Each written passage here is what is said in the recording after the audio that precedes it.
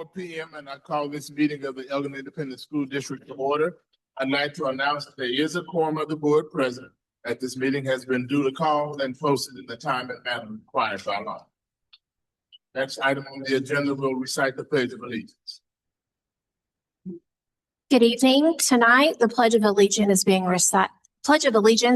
recited. By students from Elgin Intermediate School. And so I'd like to welcome Principal Randy Matheson. Thank you, guys. I appreciate it. These are our library ambassadors. Oh, you guys come here. You're going to introduce yourself. We're working on public speaking as well. And so they're going to introduce themselves and then walk on stage. Hi, I'm Caroline Cannon. I'm Niaish Rasuli. I'm Dawson Smith. Hi, I'm Isabel Nevejas. I'm Bailey Lara.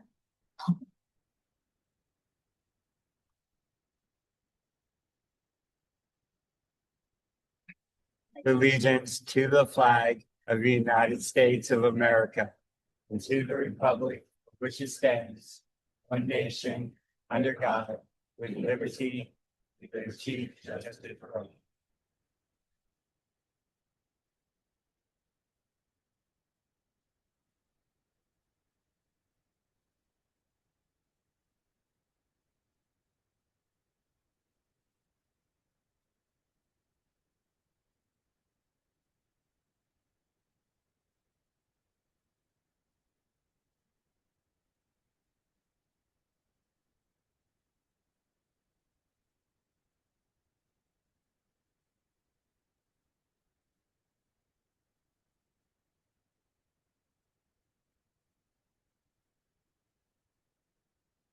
Well, good evening, everyone. My name is Emily White. I'm the communications coordinator for Elgin Independent School District, and I'm here substituting for Mr. Al Rodriguez. Oh, I'm sorry.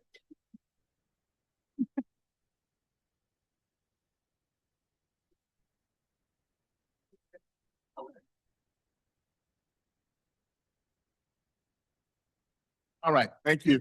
Next item on the agenda is public comment, and there is none.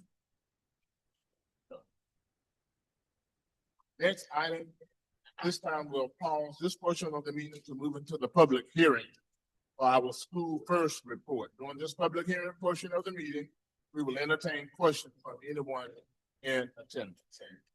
Mr. Crawford. Good evening, President Mitchell, Dr. Ritter, members of the board. I'm Clark Motley, Elgin ISD's Chief Financial Officer, and I'm pleased tonight to present a presentation over the School First report. Here we go. So School First. Hold on, I forgot I have control of the clicker now. I'm not counting on her, so I can just go. First report stands for School Financial Integrity Rating System of Texas. So you will hear it referred to as the first report. Under School First, every Texas school district is required to prepare and distribute an annual financial management report that includes certain information along with a public hearing to present the report. So the presentation tonight will review the report, and the report itself will be posted to Elgin ISD's website later this week. So just in general, how we did here, we have Elgin ISD received a first rating of B, which is above standard achievement. We received 88 out of a possible 100 points. And just for reference, the 2025 School First rating is based on 2023-2024 fiscal year data. So the School First report is made up of 21 indicators, and I'm going to go through those 21 indicators with you this evening. I'll go a little bit deeper into a couple of the indicators, and then there's some disclosures that we'll also present tonight. So it's a bit misleading. It says 21. There are only 20 actually, because one of the indicators isn't evaluated this year. So here we have the first 5. Some of these are simple. Our audit was submitted on time. Yes, passed. We received an unmodified audit opinion. That's a yes. We're compliant with debt agreement payments and timely payments to government agencies, Teacher Retirement Service, Texas Workforce Commission, IRS, etc. All those were made in time, and our total net position is greater than 0, so that is also a yes. Moving on, we have average change in fund balance over 3 years, less than 25% decrease, or current year's fund balance exceeds 75 days of operational expenditures. This is a yes. Cash investments on hand is greater than 90 days. That's a yes. Elgin ISD has roughly 207 days of cash on hand. So in this indicator, we received 10 out of 10 points. Our current assets to current liabilities ratio is sufficient to cover short-term debt. This is a yes. Our ratio is 13.6202, and it must be greater than 3 to receive the maximum 10 points, which we did receive. Our general fund revenues should be greater than total expenses. Of course, unless you do a facility acquisition or construction, or if not, your number of days of cash on hand should be greater than 60, which we already established. So we received all 10 points available in this indicator. Number 10 is the one that is not being evaluated this year, but it has to do with did the school district average less than 10% variance when comparing budgeted revenues to actual revenues for the last 3 fiscal years. I did a little research into this. So they do change how they use the different indicators. So this isn't one that they're evaluating for any school districts, but it will probably still be on there for another 2 or 3 years because they don't update it, but every 5 years. So that's kind of why that one is still there. The next one is long-term liabilities to total assets is sufficient to support long-term solvency.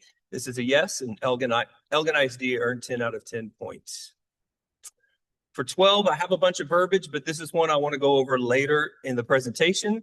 So this has to do with our debt service per $100 of assessed property value is sufficient to support future debt service. So Elgin ISD's ratio was 11.6824, and that was between the 11.5 and the 13.5, which earned a score of 2 out of 10. So in order to have scored 4 points, our ratio needed to be between 10 and 11.5. So we were 0.1824 over this to get those extra points there. This indicator, though, is a difficult one to have any impact on when a district is experiencing the growth that Elgin ISD is.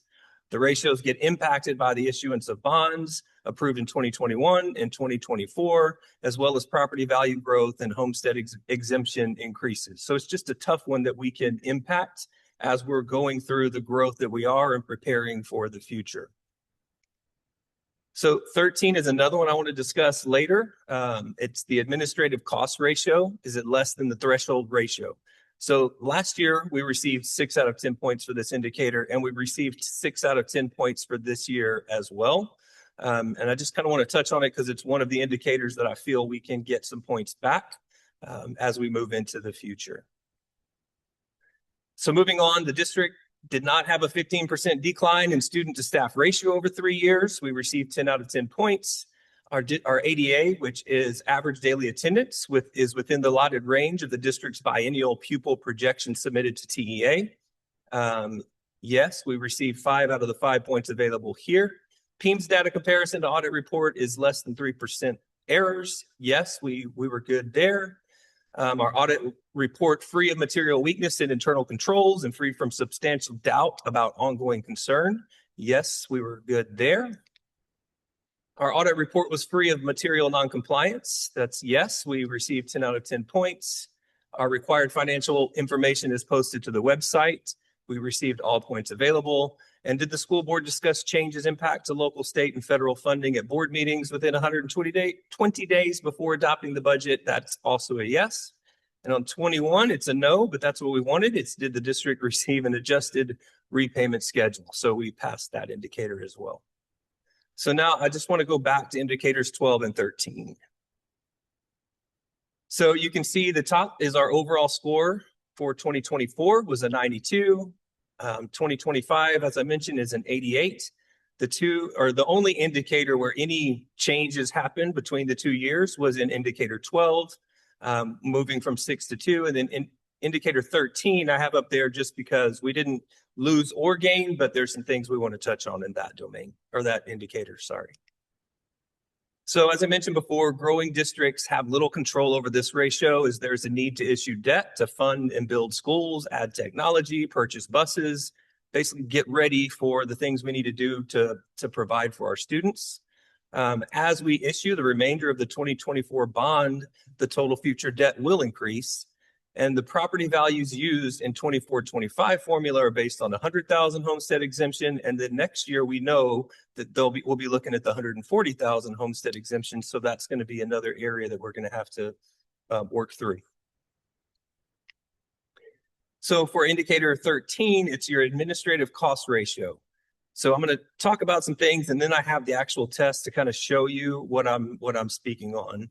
But as we know, we're the 25-26. So based on 24-25 data, has additional budgets built in to function 11, function 12, function 31, because we opened Harvest Ridge Elementary. So what we're looking at now is based on our new campuses not being open already. So that's just something to bear in mind. This indicator will improve because now we have campuses that opens next year. And then the following year, the same thing will occur whenever we get to look at our data with Trinity Ranch open as well. So something to mention that we are looking at expenses and we're reviewing those to correctly reclassify them from function 21 to other more appropriate educational function codes. So we're still in the process of reviewing these, and there may be some additional adjustments that we bring to you guys for budget amendments throughout the rest of this year. One thing to note, this last bullet, and I'll go into it again, but we moved into the 5,000 to 10,000 category for average daily attendance. So that's something that we have to be mindful of as we grow. Your thresholds change. So it's important to kind of note that that's where we fall right now.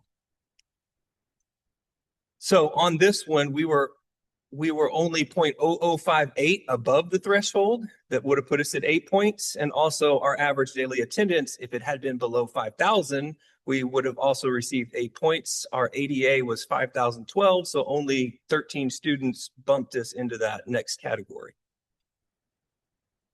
So this one is, what if our ratio had been slightly lower?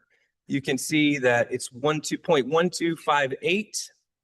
And we're in the category it's circled. If you move over from 5,000 to 999, had we fallen between the 0.1000 and the 0.1250, we would have received that 8 point instead of the 6.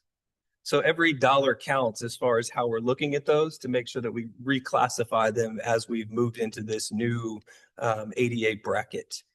And then just to show, had we had 13 fewer students, we would have been well within the range to have received the 8 points in this indicator.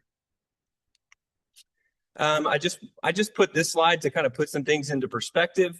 This puts 65 districts in the Region 13 Austin area up, and you can kind of see where everyone falls with their administrative cost expenditures.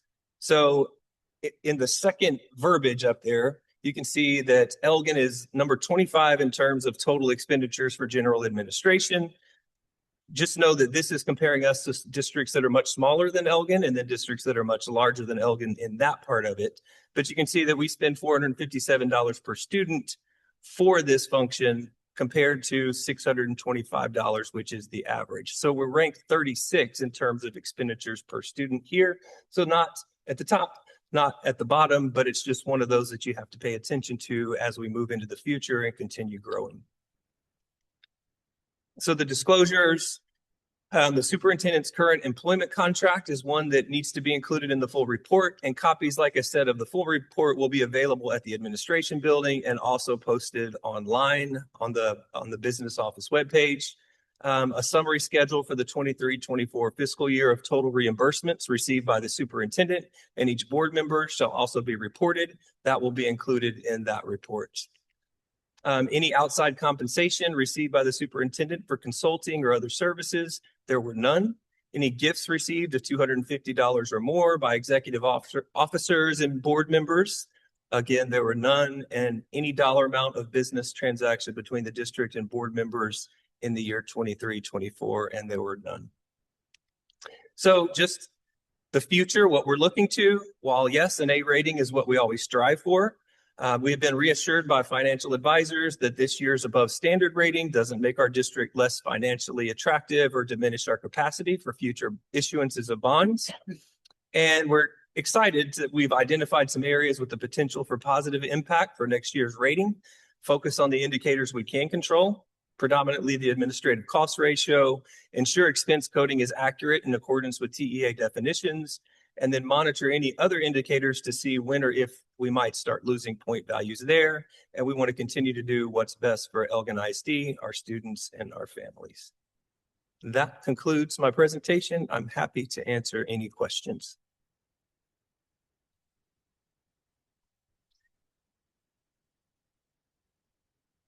Are there any questions from anyone?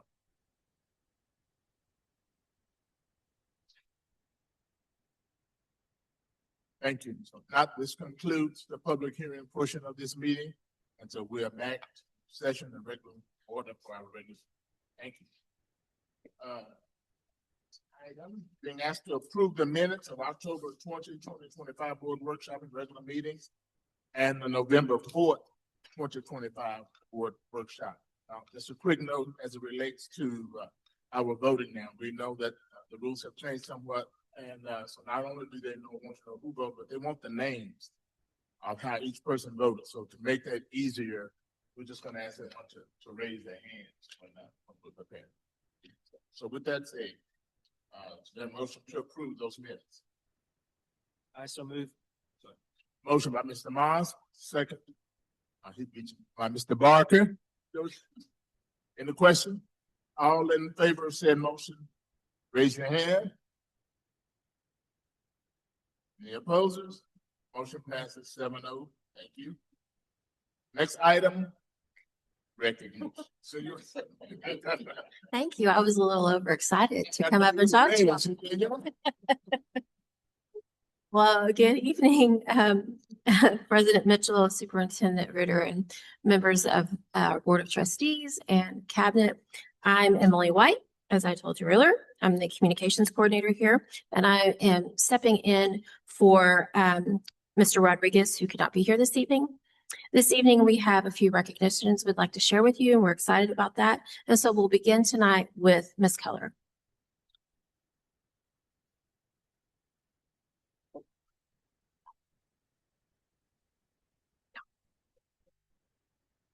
Good evening, President Mitchell, Dr. Ritter, School Board of Trustees. My name is Allison Keller, Director of Fine Arts and Advanced Academics. And tonight, it is my pleasure. I want to introduce Miss Megan Burson, who is our honorees teacher, to talk a little bit about her special award. Miss Burson.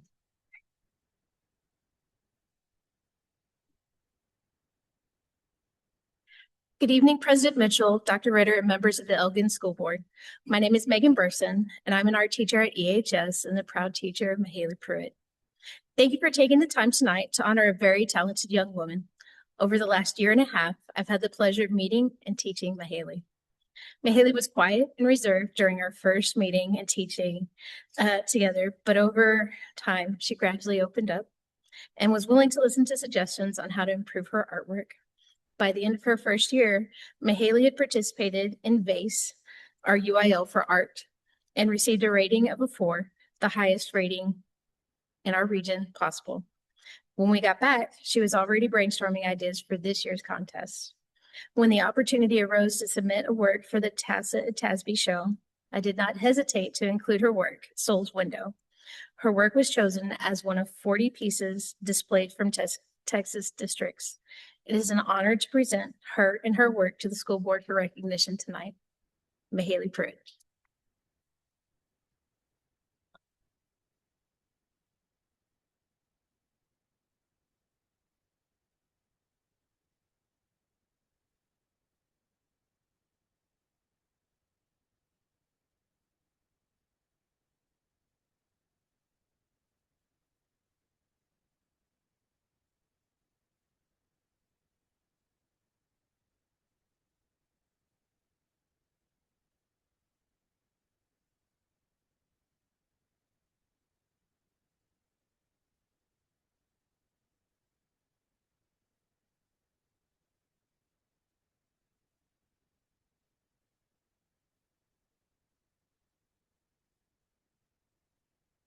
I'm back.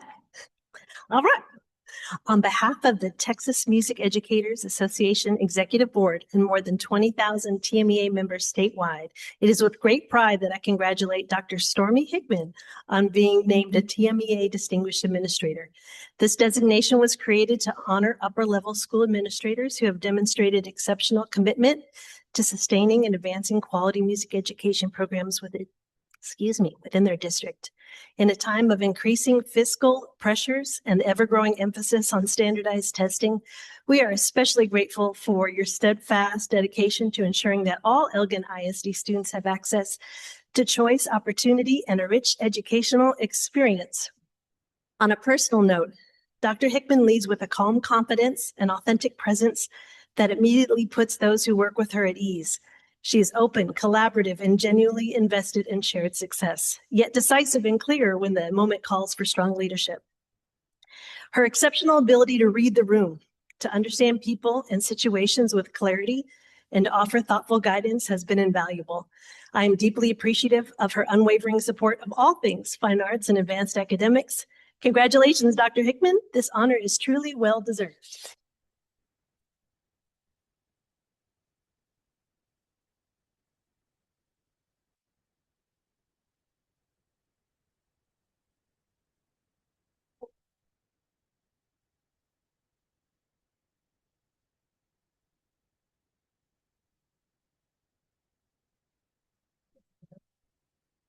Yeah.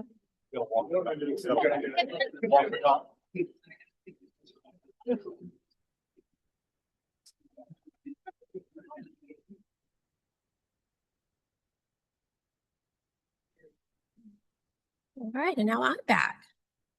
As you know, our theme for this year is We're All in This Together.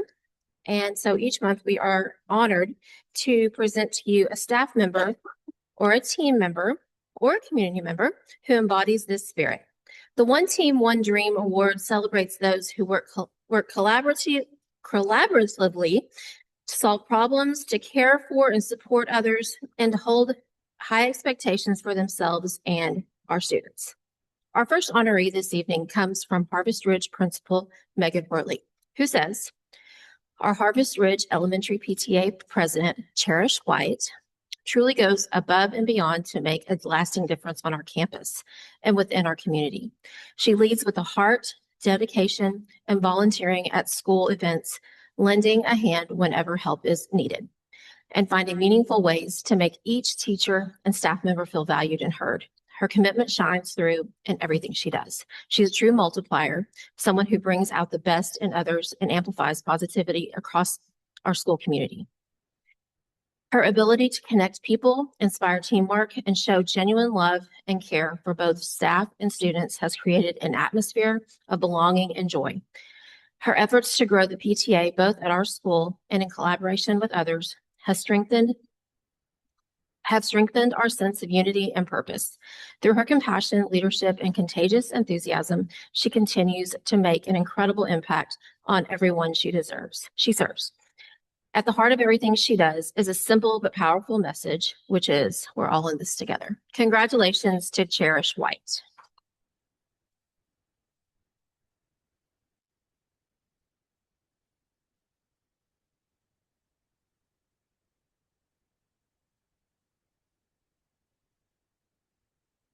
Come on up. We have a little something for you.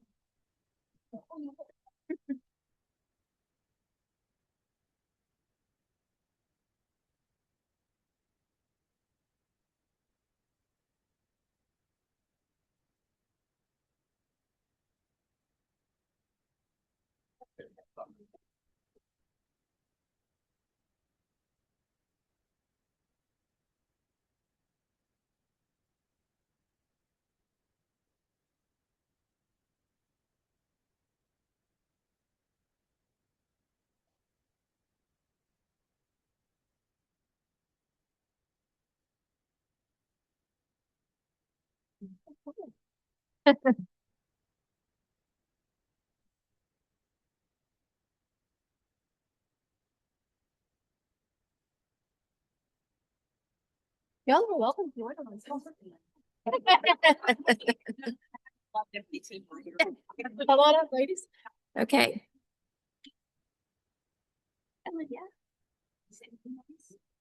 Okay. Our second honoree comes from EES Principal Michelle Martinez, who tells us, I'd like to celebrate our community partner, Officer Star LaSalle. We are incredibly grateful for our partnership with Officer Star LaSalle and the Elgin Police Department. Officer LaSalle's enthusiasm and dedication to our students truly shine.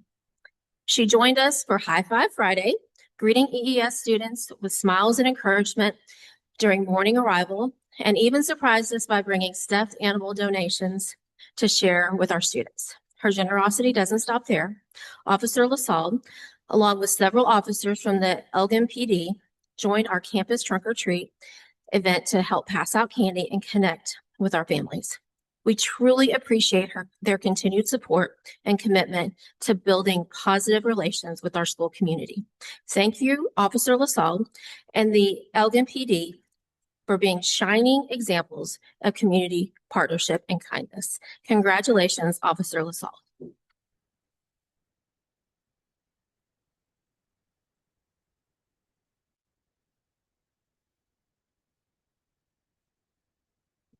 I was wondering when they were over here. I got a little nervous.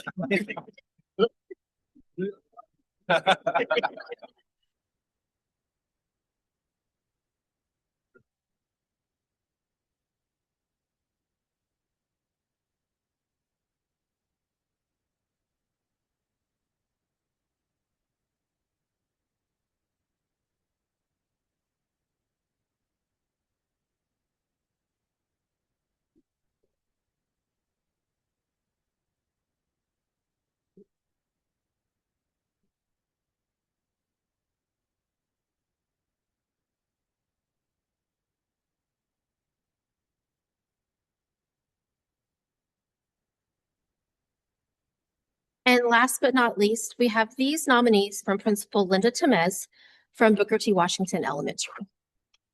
These three individuals have come and supported our very green fifth grade team in lesson planning, CFA creation, and Tier 1 instruction, and we so appreciate them. Please congratulate Tammy Franklin, Mary Grimm, and Tanya Jeter. I think I understand that they could not be here this evening, so we'll make sure to give their certificates to their principal. And that is the end of our recognitions for this evening. Thank you.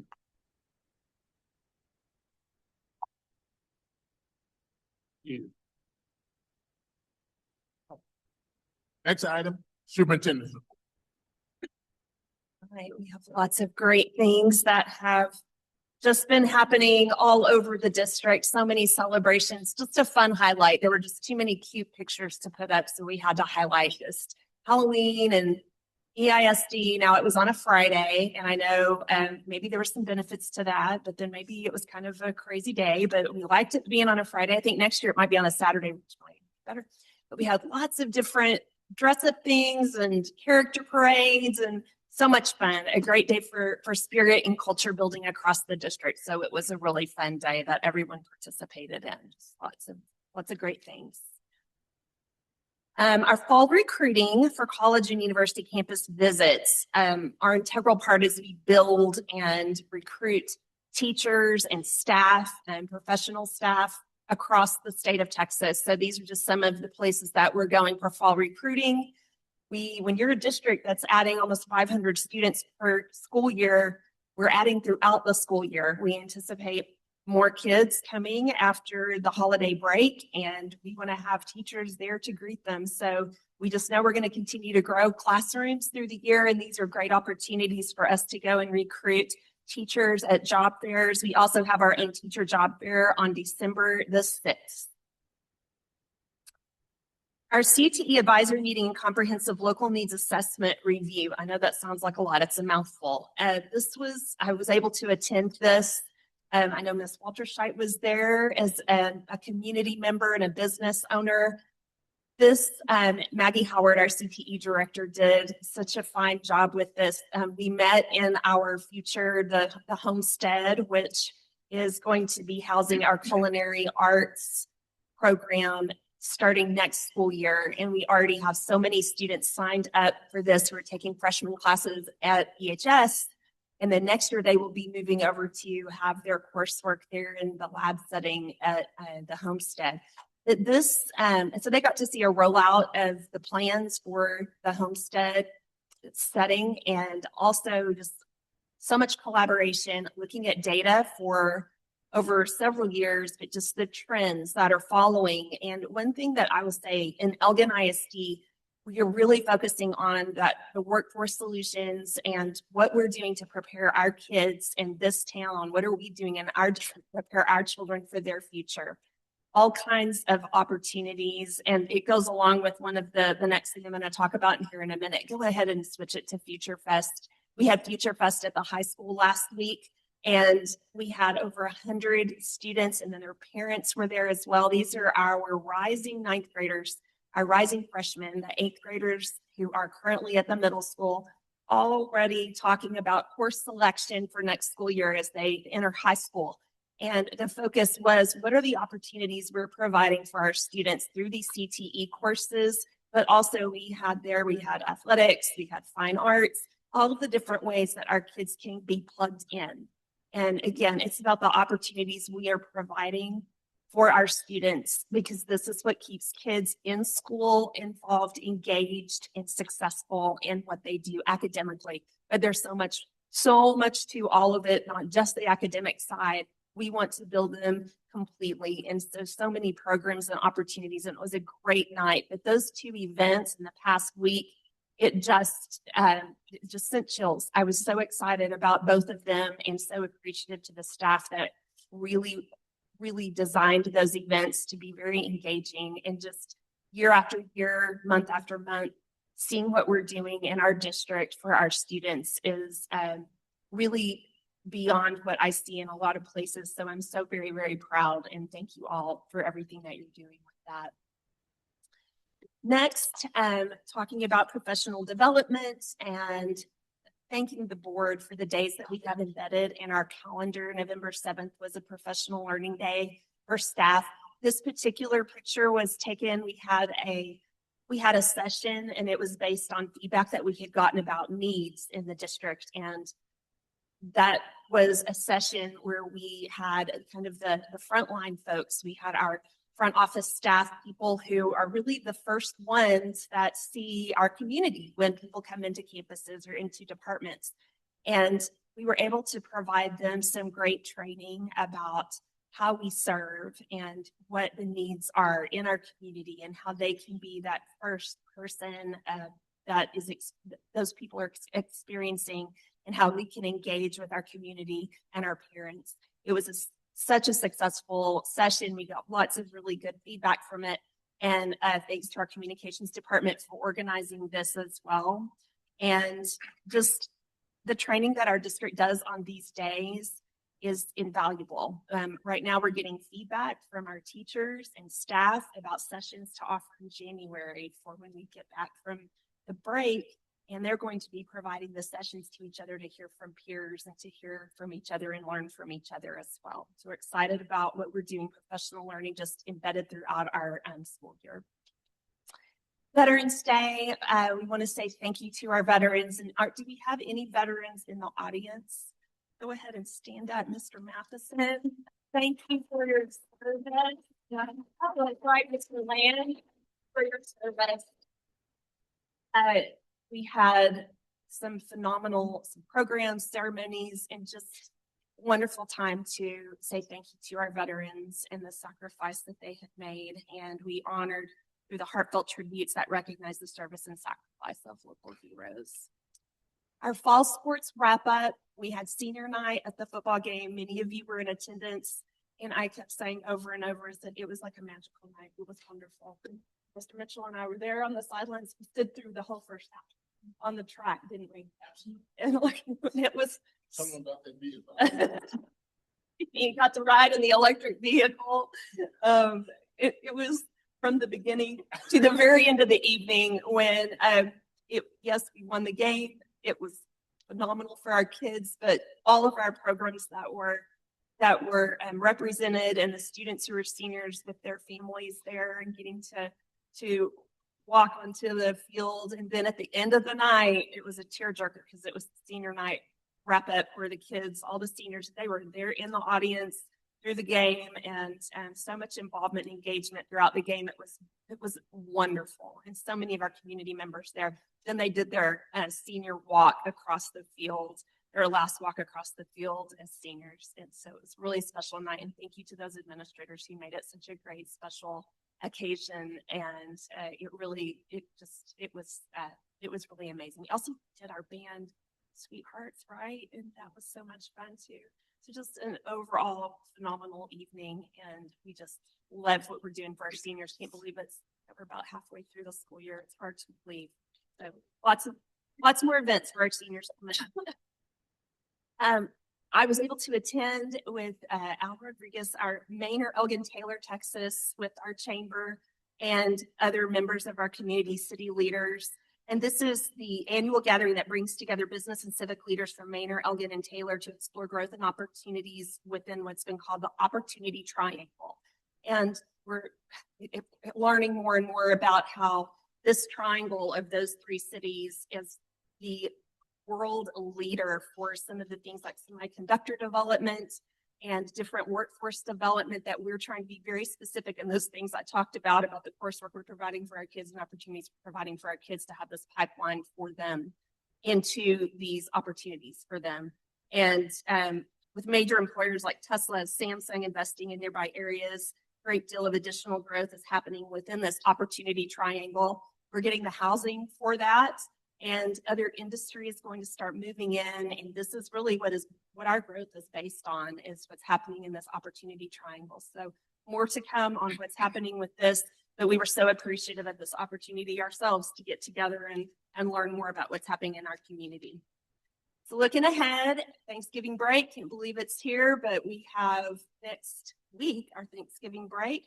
There are just some really great things happening kind of in the same time period of December. The lighted Christmas parade is December 6th, but on the 5th, on the evening of the 5th, which is Friday, is the elementary Christmas concert, that annual concert, which is really fun outside, and will be at the stage down at Veterans Memorial Park.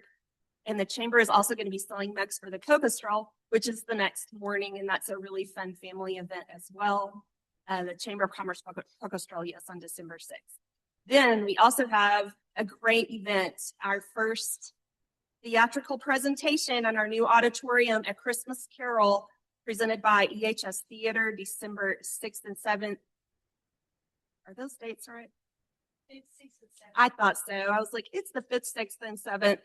And on the 5th, I'm going to make it to both the concert and get to the auditorium for the Christmas Carol, and that will be our first presentation there in our theatrical presentation in the new auditorium. So we're excited about that. And Christmas break coming up the 19th through January 4th. Professional learning on the 5th and 6th in January, and the first day for students back is the 7th. Looking at enrollment, we're at 6244. It's kind of holding tight right around there, but we're expecting a big bump after the holidays. And lastly, and I hate to have to say this, but goodbye to Brian Page. Brian Page has been our Chief Technology Officer in the district for 17 years. Brian and I actually worked together. Elgin can thank me. I'm the one who got him the job in Elgin because I was in Georgetown. It's true. It's the truth. I worked with him in Georgetown, and when my father was superintendent here and he was looking for a CTO, I said, I'm not going to say it out loud. You need to talk to this guy. He's amazing.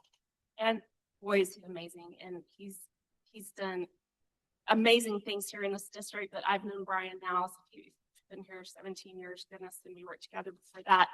Just, I can't say enough just about his character, not just the skills he brings to the job, but his relationships, his wisdom. We're going to miss that wisdom so much in cabinet. He always knows. We look to Brian. What's the history? So I'm still going to be calling you. He is he's just so valued. And we're going to have he will be finalize the dates to do a little retirement party, as much as he did not want to do that. and on the 10th of December, but we'll send something out regarding that. But this is his last meeting. He's going to take some of his time, and most of December, I guess he won't be with us. And so we wish Brian the absolute best. His replacement is Mr. David DeBrock, who's here with us. He technically starts next month, so we're going to do a big introduction with David next month. But we wanted to spend this evening just really focused on Brian, and you get to come up to the stage and shake our hands as to walk across. Come on, come on.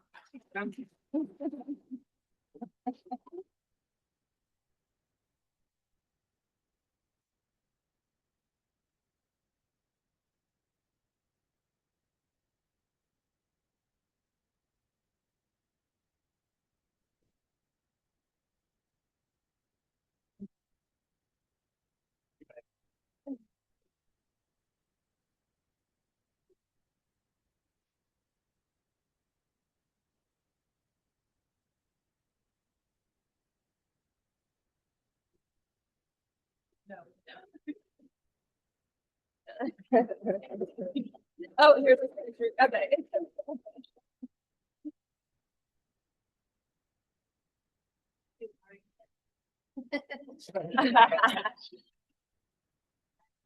Thank you, Brian.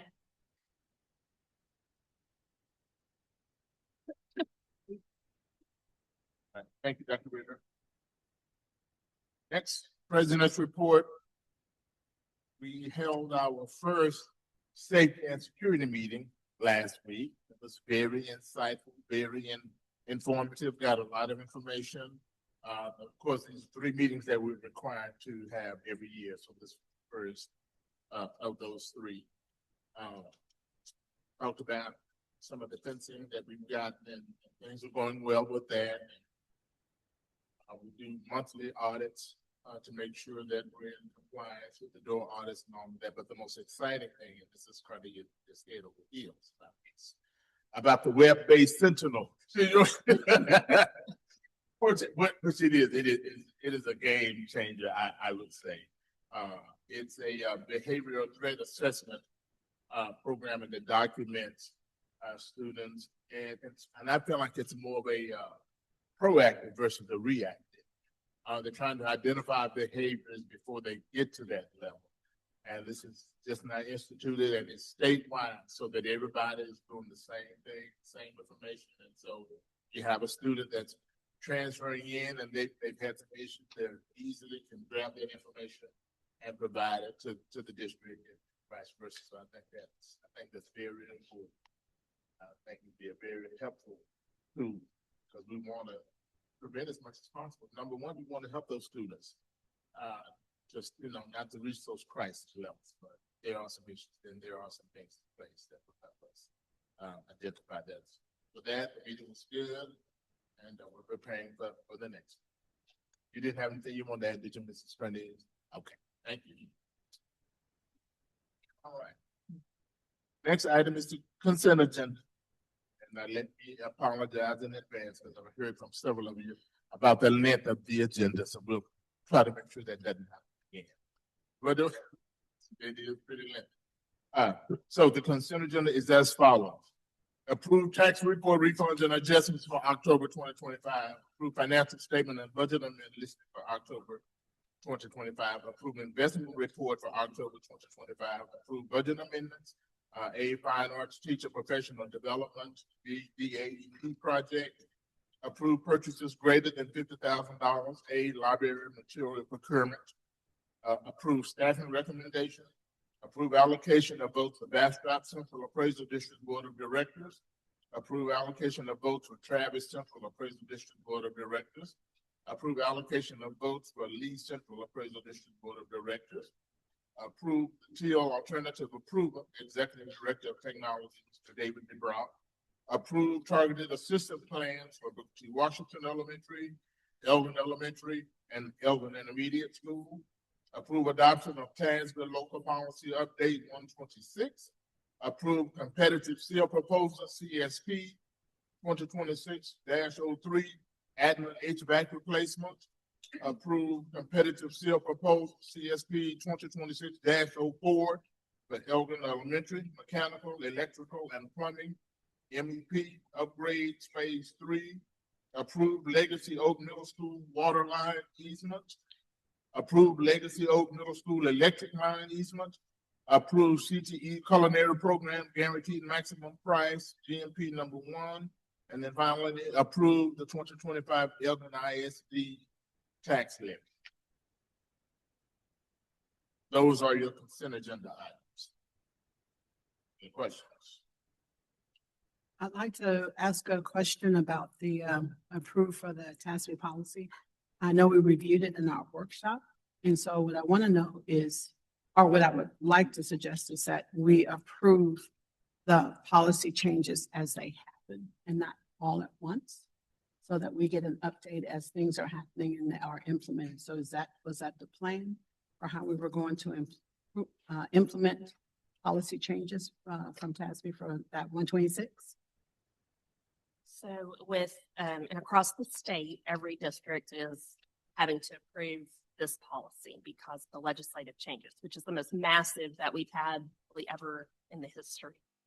So you do that in one policy approval. And so we approve that policy. We continue to implement the policy as we move forward with administrative regulations that we build in response to the policy. Much of that we've already been doing because we've known the legislative changes that have been coming since July, since they were passed into law. So TASB just released their policy to all of the school districts across the state of Texas as this packet in this one update to be approved together. And then, so we approve the policy, and then admin, we continue to work through that policy with what we went over the checklist today in the workshop. And those are kind of the regulations and things that we will then put in place to respond to policy that has been approved by the board. Okay, my recommendation is that if we are approving that policy tonight, that we continue to receive the implementation plans as they are coming up pertaining to that policy and not just a flyover. Yes, absolutely. Any other questions as it relates to the consent agenda?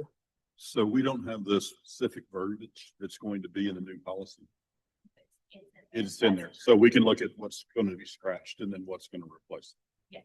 Yeah, that's what you had. Okay. The admin regs that I'm referring to would be, you have the policy, but then there are things that we will develop as administrative to implement the policy that is in place.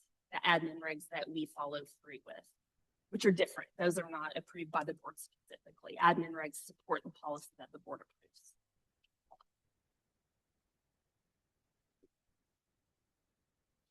Okay. Your motion? I so move. Motion by Mr. Moss.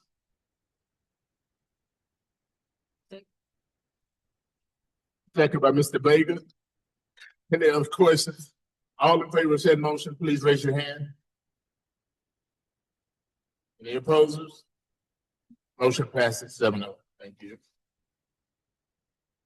Next, we have information items. Number 1, priority 3 update, community engagement and partnerships. It's Emily White standing in for Al. And I will just preface it by saying, and thank you to Emily for standing in. We have Mr. Rodriguez, who's on the city council, and I have a meeting as well this evening. But as always, we have a priority update at every board meeting, and this is to support our scorecard work. And so we will give updates on this priority and priority 3 of community engagement and partnerships and some of the work that we've been doing in the district moving forward. So Emily White, thank you. Thank you. Like she said, I'm Emily White, Communications Coordinator. Thank you very much, President Mitchell, Superintendent Ritter, trustees, cabinet members, for allowing me to update you on our Priority 3 scorecard.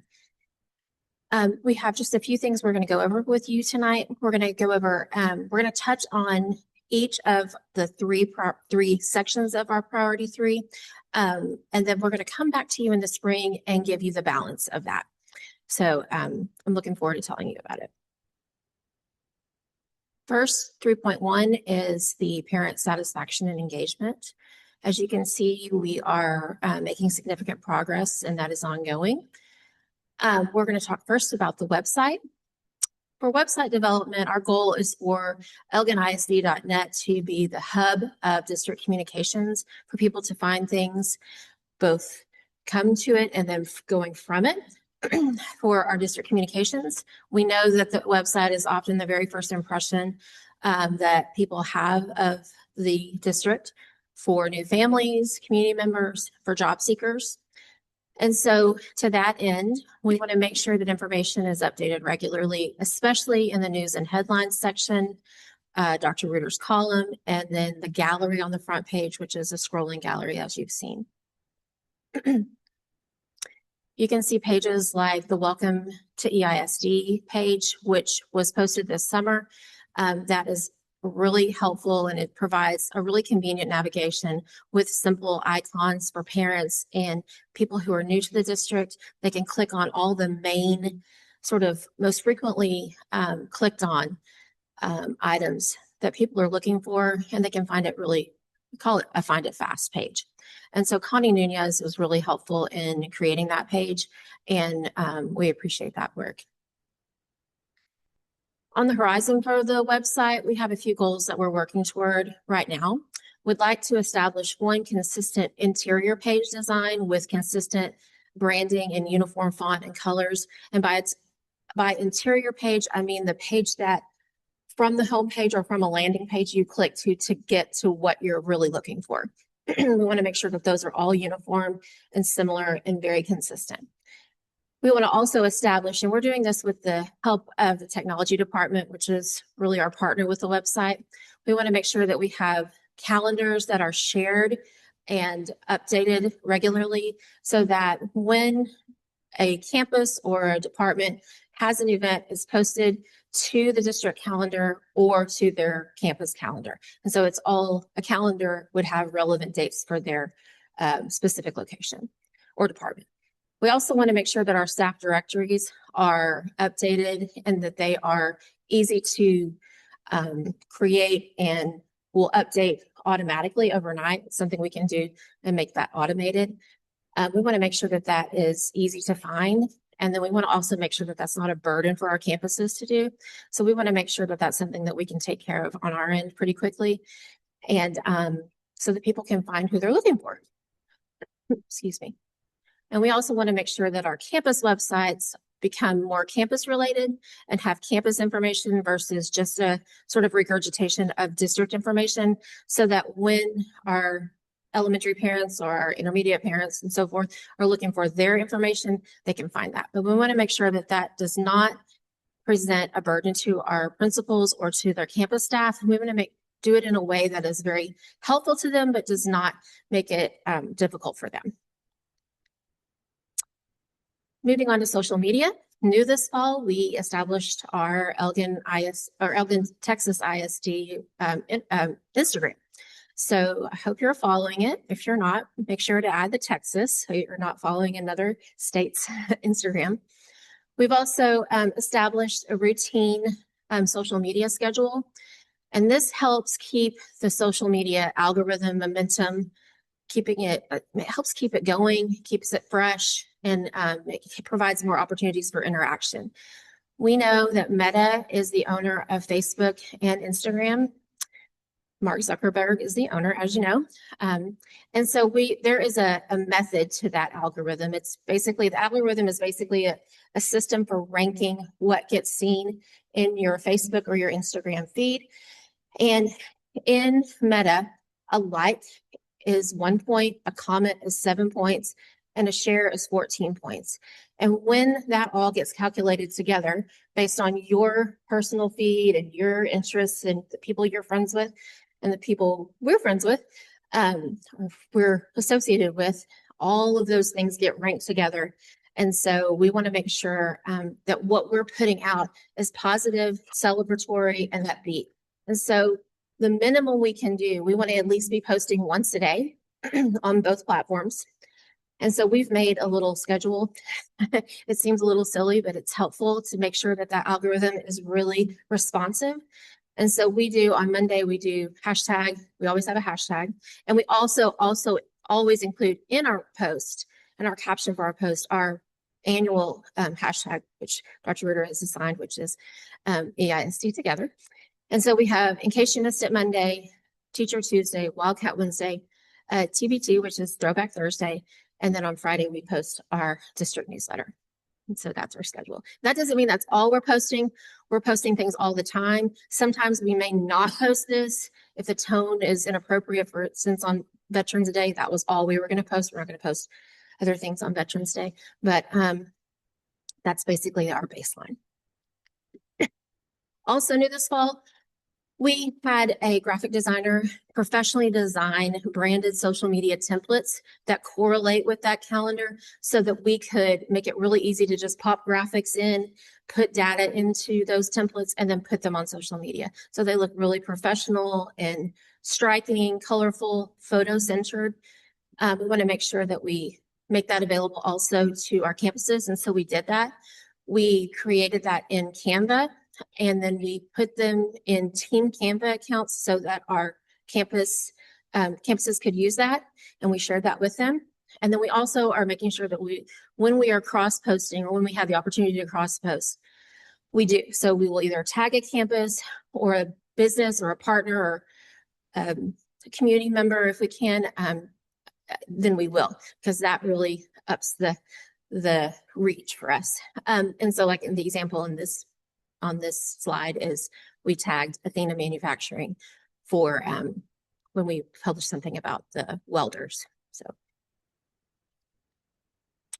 just looking at some data, we looked at the measurement period of the last year from November 9th to November 9th. We have just over 3,200 followers.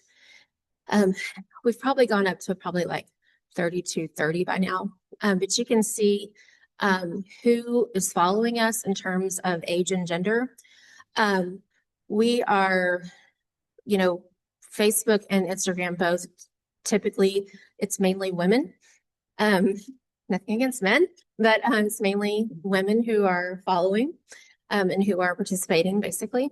And I think over time, you will see that number probably move up into the 50s and 60s as my generation probably, well, I'm in the 45 to 54, but that's probably going to bump up as social media continues because of when it actually started and came on the scene.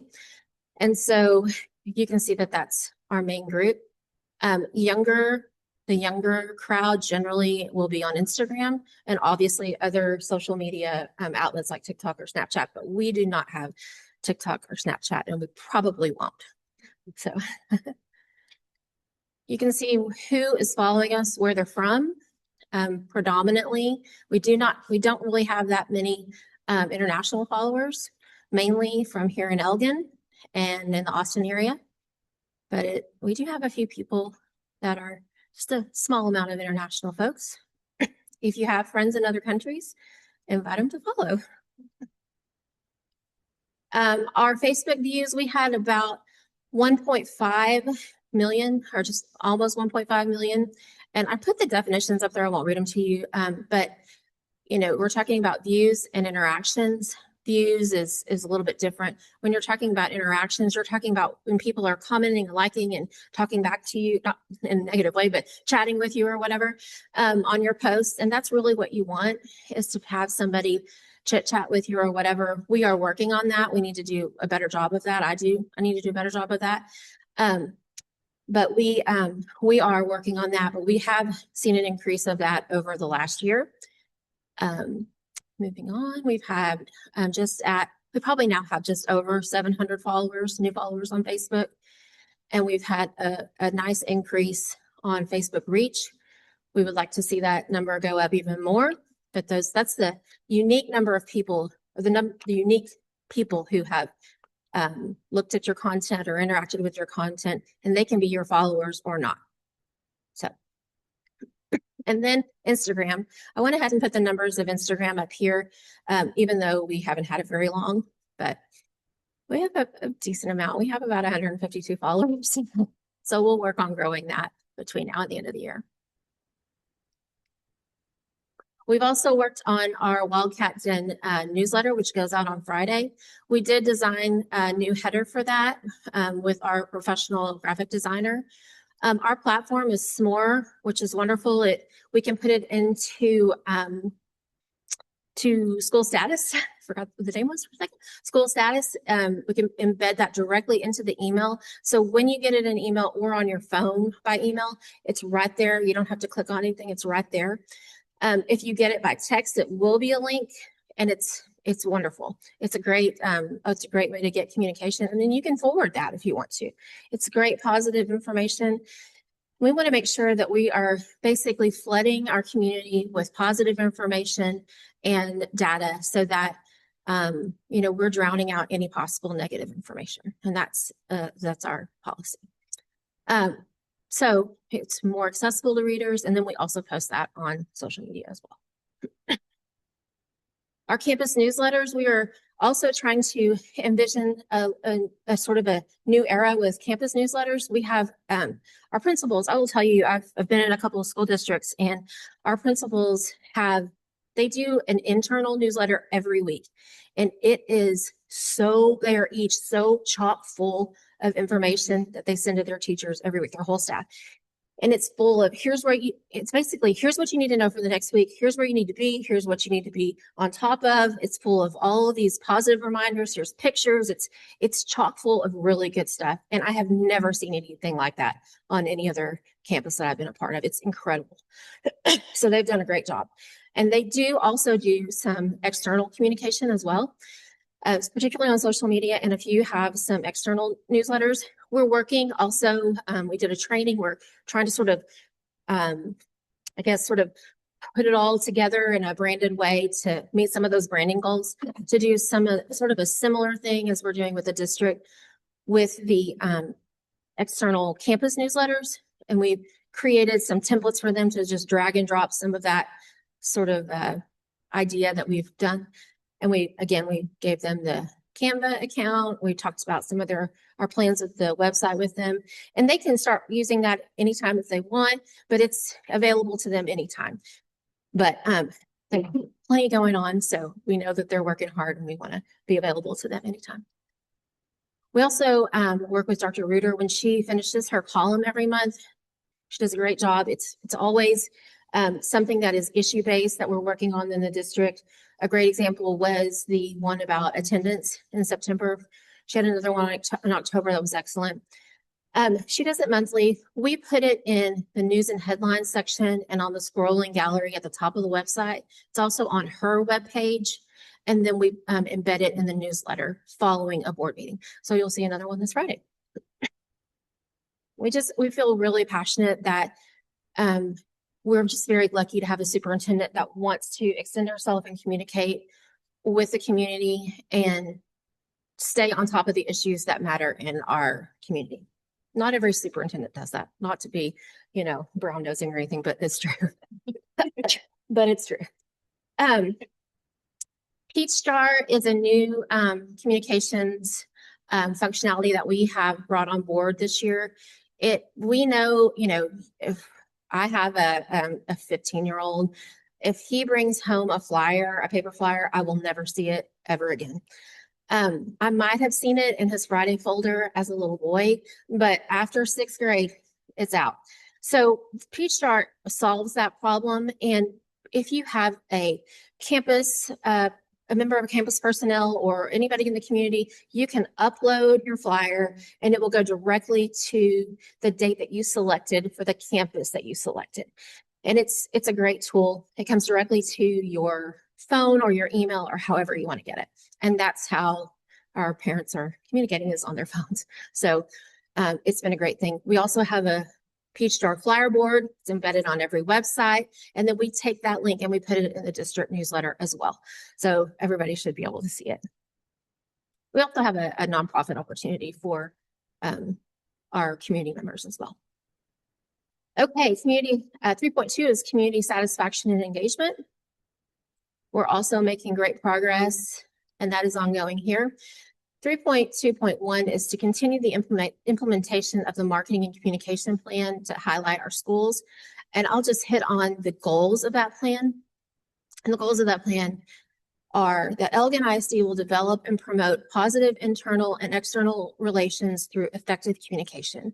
And that means that we will support student achievement, support district staff and faculty, build public trust, strengthen Elgin ISD's brand, continuously improve communication with the district's internal and external audiences. And these are the priorities that we think define the vision for all our communications activities that occur in Elgin ISD. Moving on to our partnerships with business and other governmental agencies, which is 3.3. We also making great progress here. Dr. Reeder is going to talk just briefly about the foundation's progress, and then I'll talk about their events. Our Elgin Education Foundation, really, as we look back in the history, I mean, this district has had strong foundation history. With COVID, just everywhere across the state of Texas, people saw that it was affected and impacted. We came back, and the last several years have focused on re-energizing and revitalizing the Elgin Education Foundation. We have a phenomenal board that we also we had someone who came in as a consultant to help us with ideas and ways to move this forward, and helped model this after successful foundations across the state.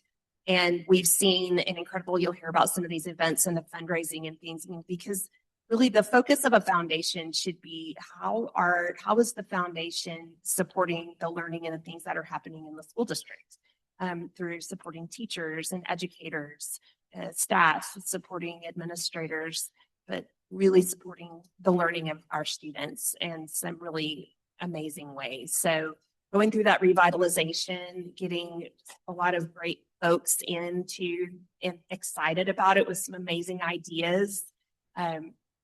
Cherish White, who was up here a minute ago, she is on our board. She's phenomenal. Noble Smith is our president. So just lots of phenomenal ideas, guys, and working forward with many of them are parents in the district, but listening to staff. And also Al Rodriguez serves as the liaison for the foundation and helps us grow that foundation to strengthen the partnerships. And again, another focus is building the business partnerships across our community as well.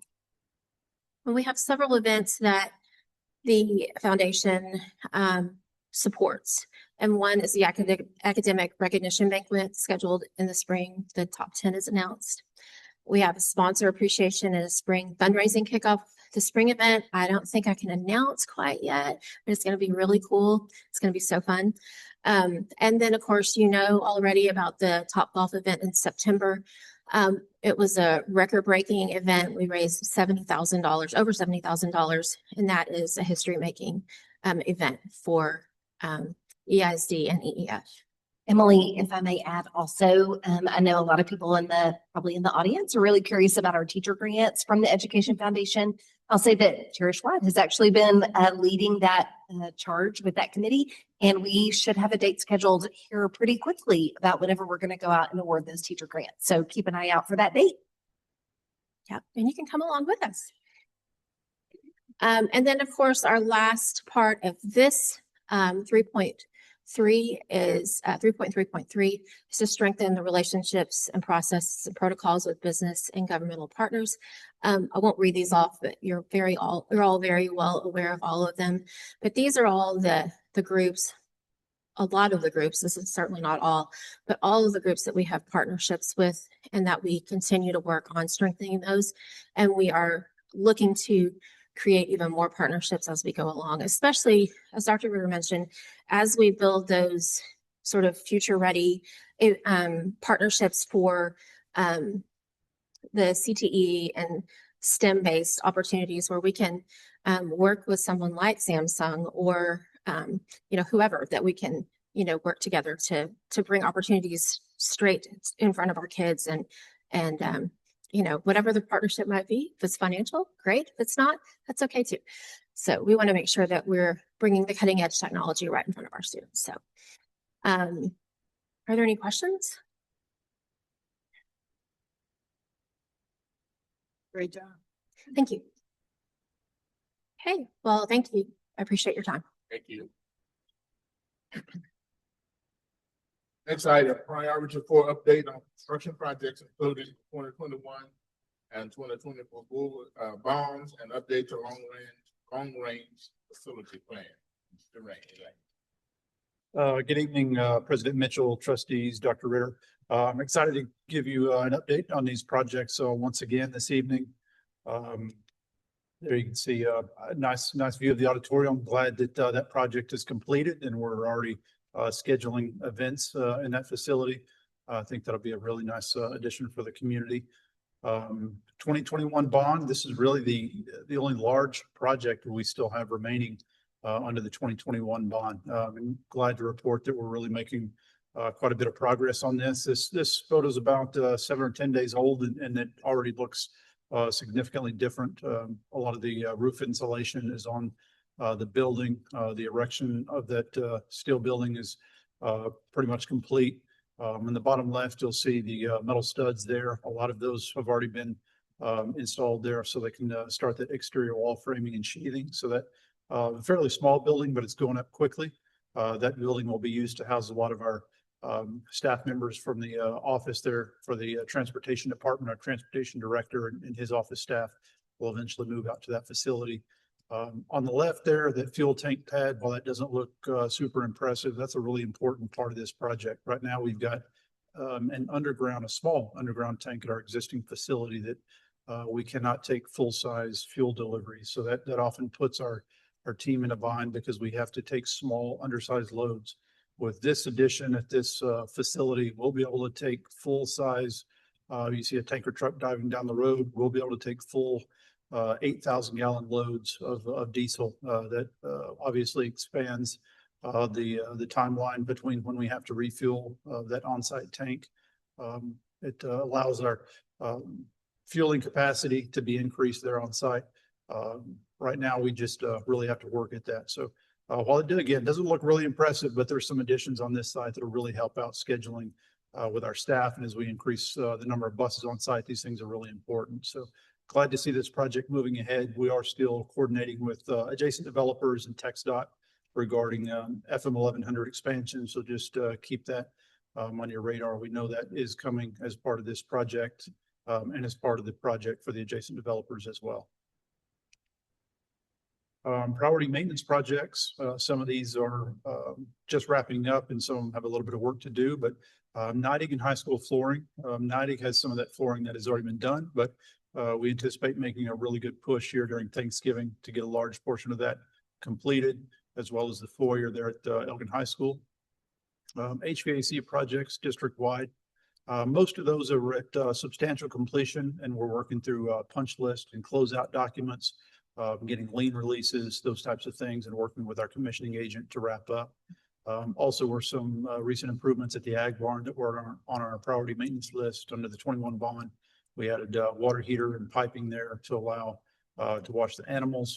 Often that really the only time that show season happens is in December, January, and it leaves them washing animals with cold water. So that's a nice addition to that facility. I'm glad to report we've got some great progress on the fiber optic upgrade. We recently got across Union Pacific and Cap Metro. Both railroad crossings are complete. The new fiber is in place, both ends connected. So fiber to BTW is complete. We just need the contractor to test before making that operational. So they'll work to get in late this week. We'll work with our technology team to give the green light on when we make that transition to a hard line for BTW. But that'll be a first. That's been a long time coming. I know Brian might get to flip the switch, if you will, right before he leaves. That's yeah.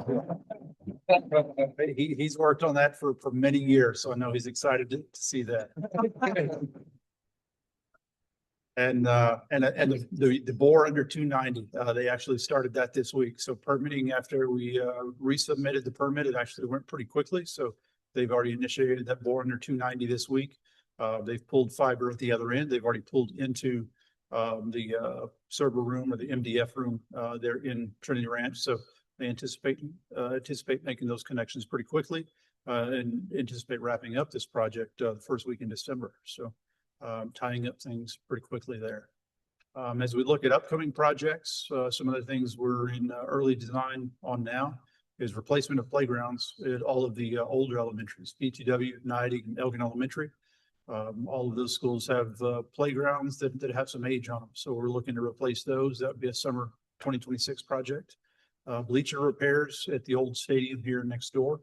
That's something else that was on the facility assessment list. Roof repair or replacement at technology building. Again, Brian would like to see that. There are some leaks at that building. Replacement of hand sinks throughout Neidig Elementary. That's something our maintenance team has struggled with the past couple of years, but was on the facility assessment. We're looking to get those. If those come in, that will happen this Christmas break. We're hoping those arrive early December and we can schedule that during Christmas break. And then on the consent agenda tonight, there was the approval of the next phases of Elgin Elementary HVAC project and both admin HVAC project. All in all, this takes us down to roughly 3% remaining in the 2021 bond. So we've gotten a lot of projects wrapped up. You know, when we started this bond in the middle of COVID, we were really worried. We started with the larger projects, the high school, the elementaries, and those high dollar value. We were worried that we wouldn't be able to get all of these done. And not that we're finished by any stretch, but we're getting really close to checking most of the boxes on these priority maintenance projects. So we're excited to see that. We've got some interest earnings left, but we're down to about the last 3% of funds remaining. And we'll work with administration and campuses to see of those remaining projects, what are the biggest priorities. But we'll continue going until we've exhausted all those funds. Moving to 2024 bond, excited with the progress on this project. Again, these pictures are about a week or 10 days old. If you drive by there, you know this site looks different already. The entry road, that curved road going in there, most of that is got the concrete paving in place already. So this crew out here is making really great progress. They've got a section of the building pad. They poured that last night, overnight. Underground utilities are continuing to go in. They do have more, what we'll call site paving, is really related to the driveways on this project, but storm lines continue to go in. There's a lot of underground storm lines on this project, and underground utilities, plumbing, electrical will continue. But these workers just continue working their way across that building pad, putting in grade beams and footers so they can continue to pour each section of the building pad over the coming weeks. While not all of the project is ahead, some of these building pads are a month ahead. So they're making great progress, really being aggressive with this, but you know, keeping quality in check. So we're excited to see much of the progress on that site. So we hope to, we just spoke today, we hope to get the board out there in the coming months, maybe for a site visit. But we're really excited about this project overall. Hey, Randy, one quick question. Yes, sir. That was what, 150 acres? Would take 40? All in all, yes, sir, 100, about 140. And then how many acres of dirt work have they done there? I mean, that'd be 40, 50 acres of the 100? I would have to go back and look at the site plan. I would hate to say right off without taking a look at the site plan. Just curious. Yeah. I know we initially modeled a middle school, high school, and we've left remaining land for the high school with plenty of room to spare. Yeah, I mean, it looks like a lot of dirt work. That's why I was just wondering how many acres of dirt they pushed. So you can see in the larger picture on the right, if you look back past the building pad, you can see the oval for what's eventually going to be the field or the practice field. And then of course we'll have little tennis courts next to that, but there's still quite a bit of land back there behind that reserved for the high school. So this site's not exactly a perfect rectangle. There's a little ear to the right of it to make up that entire 140 acres. So there's quite a bit left. Athletic improvements back on the high school site. You can see in that top left picture, there's curbs are being formed up. That's for the outfield fence for baseball. Demolition of the press box that's happened already. New press boxes should be here by the end of the month.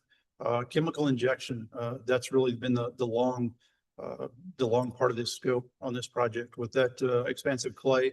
That's been the slow part, but good news, the turf started arriving today. All of it won't show up in one day, but turf did start arriving today. Right now, softball is a couple of days ahead of schedule on soil injection. Baseball is a few days behind schedule. So all in all, the contractor is still optimistic that they're going to make that January date for scheduled completion. We'll be able to get both baseball and softball starting on their schedule. They do have, obviously a little bit of work to do between now and then, but we should start seeing the outfield fence go up soon. They do have a couple more areas that they have to re-inject on baseball, but then they'll move back over to tennis and softball and get things moving again. But this will be a really nice project. We did have the lights for the tennis court also show up today. So a lot of these materials beginning to show up, and this site will look different in the coming weeks really quickly. Yes, sir. Questions? We're gonna have new scoreboards. Yes, sir. Yes, sir. That is one of the things that's also been ordered. The timeline is tight on those. So the existing scoreboards we're leaving intact until those new scoreboards are in place. So a couple of these, as we bid alternates, if you remember early on in the project, there were several alternate scoreboards, the press boxes, some fencing. Scoreboards were one of the alternates that fortunately we were able to afford, but the timeline was very compressed. So scoreboards are coming, they're on order, but the timeline is tight. So what we've decided is that we'll leave those existing scoreboards in place. We don't want to demolish those until the new scoreboards are here. So just in case, for whatever reason, they may get delayed, we'll have a working scoreboard. And then should they have to swap it out in week 2 or something like that, we may have to do that. But our goal right now is certainly to try to have the new ones in place when the ball season starts. But, worst case scenario, we'll have those existing ones in place, and then we'll swap at the first opportunity. And the other question was, what about the press boxes? What's going to be different than the ones that we demolished? So the newer press boxes will be larger, right? The old ones, they were very tight. They didn't have great accessibility, and over the years they had seen a lot of water intrusion. So they had some mildew and things in there that needed to be addressed. These new ones will obviously be a little bit larger, but now have better accessibility from the stands. Obviously wanted to take care of that, the water intrusion situation. This gave us an opportunity to expand those. We'll also run fiber to these press boxes with the cameras and streaming of live video for our baseball and softball. This gives us an opportunity to run fiber to our press boxes so we can have a faster internet connection when we stream those videos for the internet.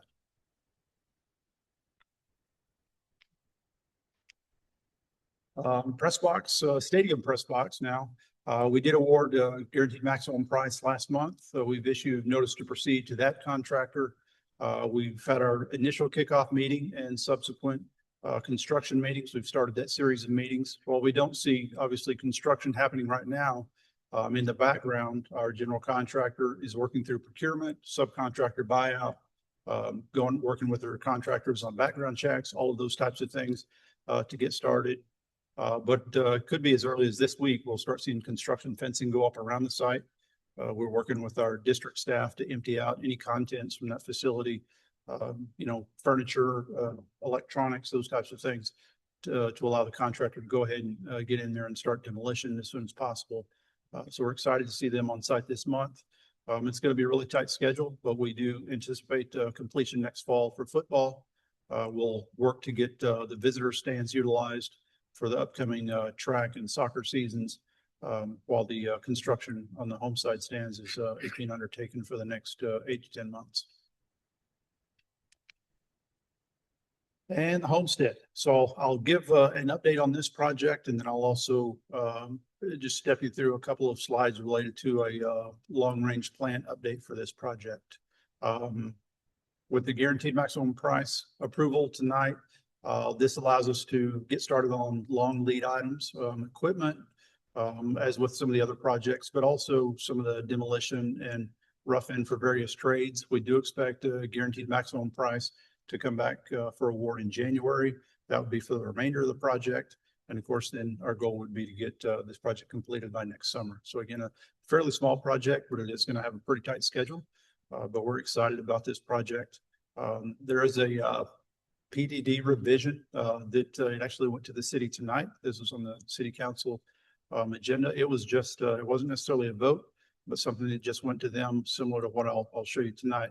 Just had to be presented to them for a revision, allowing us to make a change in the way this facility was used as compared to what Circle Brewery was using it for in the past.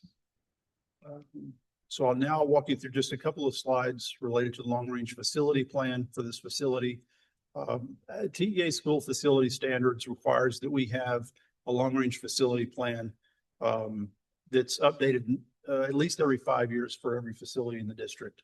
We went through this process when we did the 2021 bond. So all of our facilities or our facility types were really already covered by this plan, with the exception, obviously, of the homestead, which wasn't purchased at the time. There's really only 4 criteria that touch on in one of these long-range facility updates: instructional programs, campus administration, safety and security standards, and then site analysis. That's the 4 main parts of this plan. Instructional programs, whether it's a middle school, a high school, or a CTE campus like this, you just address the programs that'll be in that facility. So here on the top left, you can see this campus will be converted to serve students in 9 to 12. It'll be a secondary campus to include CTE, culinary arts lab, and a culinary arts classroom. Part of the plan that you look into is to address history of capital improvements. On this campus for us, there was no history of capital improvements during our ownership of the campus. Following up with campus information, you look at enrollment projections and then also functional capacity. We think projected, you could feasibly have up to 200, but ideally 30 students in a classroom or in the lab setting would be ideal. And then TEA safety and security standards. We won't really dive deep into this, but the idea is that the project is completed and fully complies with Texas Administrative Code. As President Mitchell mentioned tonight, there are a lot of rules related to safety and security. So on a project like this, this would relate to the way our doors lock and function. It might relate to numbering the outside doors, window film, safety and security film on certain doors, those types of things. So there's just a checklist that we go through to make sure that each of those things are addressed as we design this facility with our architects and engineers. And then lastly, site overview. Though the print is pretty small, we identify parking areas, driveways, drop-off areas, and then adjacent facilities for the overall site. And then a floor plan. You can see there just the main areas of the facility. A facility plan like this doesn't have to be voted on, but TEA facility standards just say that this plan has to be presented to the board and then ultimately delivered to our design team for incorporation into the project. So that's what we have done here tonight, just as part of the overall project update. Any questions about that? Okay. Just compliance, just checking the boxes. All right. And lastly, facilities project, DAP portables, just a quick update. We worked to get the exterior inspection rescheduled with City of Elgin. We hope to do that within the next couple of weeks. Fiber has been pulled into the portables now from Elgin Elementary. Interior cameras have been installed. The flooring you heard about last month has been ordered. We expect that to be installed within the next couple of weeks. Again, we've got the remainder of the furniture just waiting to be installed. And our goal will be to move in during Christmas break. We've just got a few minor things left and we'll button up this project. All right. Questions? I just have one question. Yes, sir. Related to this. At the intermediate school, what is that little tiny pool at the back? Who's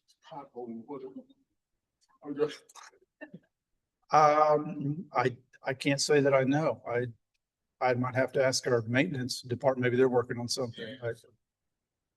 Got a circle with green cone. Well, I'll follow up with our maintenance department. Maybe that's a project they're working on, but I'll find out and let you know. Yes, sir. On our auditorium, is it completely done? No punch list things?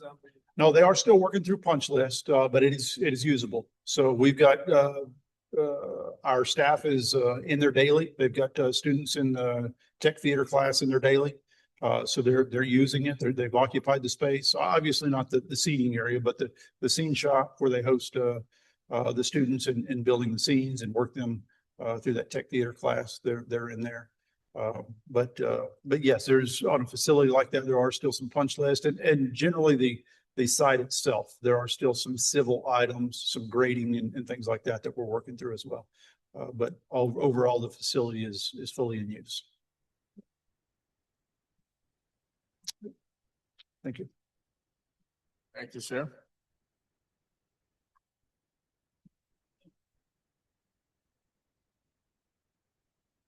Well, we're going to close session. I wish everybody happy holidays, one for Thanksgiving. So it is 8:34 p.m. and the board will reconvene recess at the closed session. That reconvene is allowed under section 551.071 and through 551.084 the Texas Government Code to discuss purchase, exchange, lease, or value of real property. Texas Government Code 551.072. Should any final action, final decision, or final vote be required in the opinion of the school board with regard to any matter considered in such closed executive session or meeting, then the final action, final decision, or vote shall be either in the open meeting covered by the notice upon reconvening of the public meeting or at a subsequent public meeting of the school board upon notice thereof as the school shall. The board will reconvene into open meeting at this time. During the closed meeting, only the items that appeared on the agenda were discussed. No final action, no final decision or vote was taken during the closed meeting. At this time, is there a motion to adjourn? I so move. Motion by Mr. Miles, second by Mr. Baker. And the questions, all in favor of adjourning, respond by raising your hand. No opposers. It is 9:06 p.m. We are adjourned.